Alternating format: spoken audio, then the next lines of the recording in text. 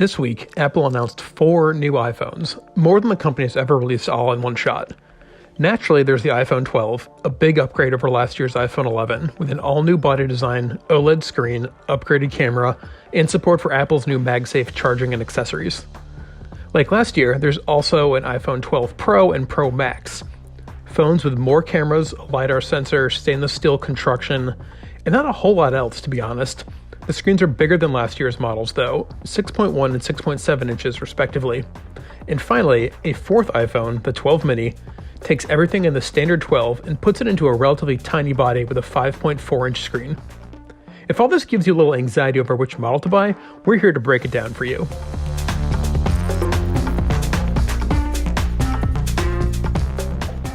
The good news is that all of the new iPhones come with the same processor, Apple's new A14 Bionic, and all have 5G connectivity and high-resolution OLED screens.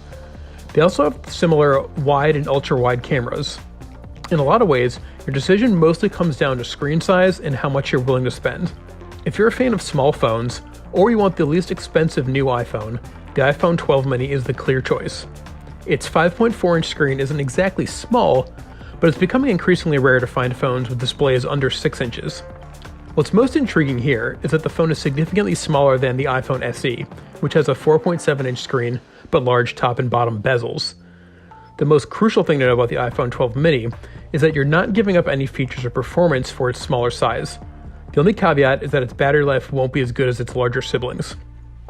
The iPhone 12 mini starts at $699 from AT&T and Verizon, or $729 unlocked and on other carriers. For most people, the standard iPhone 12 will provide the best bang for the buck. It has a large 6.1-inch screen, but Apple has reduced the overall size of the device compared to last year's iPhone 11, so you get that big screen in a smaller package. The iPhone 12 is more expensive than the iPhone 11, starting at $799 on Verizon and AT&T, or $829 elsewhere. But it's a pretty big upgrade over the iPhone 11.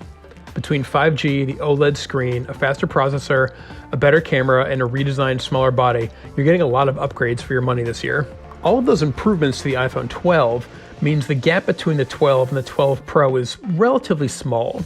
As far as we can tell so far, the most meaningful difference is the 12 Pro has 3 back cameras instead of 2.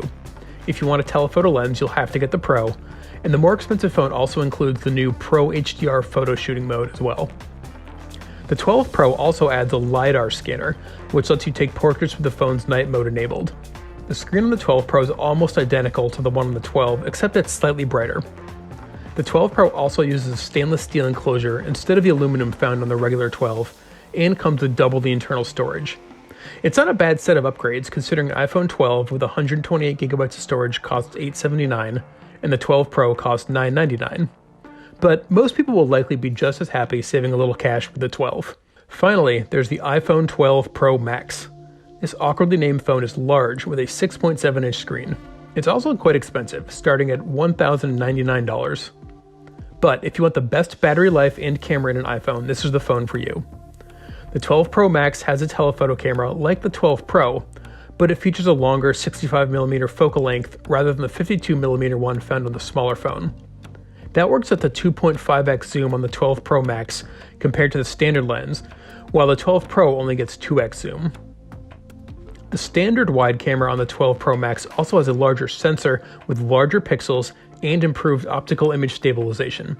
Apple says this will lead to an 87% improvement in low light performance. The bottom line is, if you want the best camera on an iPhone, spending an extra $100 for the 12 Pro Max might be worth it. Of course, we need to put all 4 of these phones through full reviews before we can say for sure if Apple is delivering on its promises this year. If you want to hear more about the latest iPhones and other news in the world of tech, please click subscribe and stay tuned to Engadget.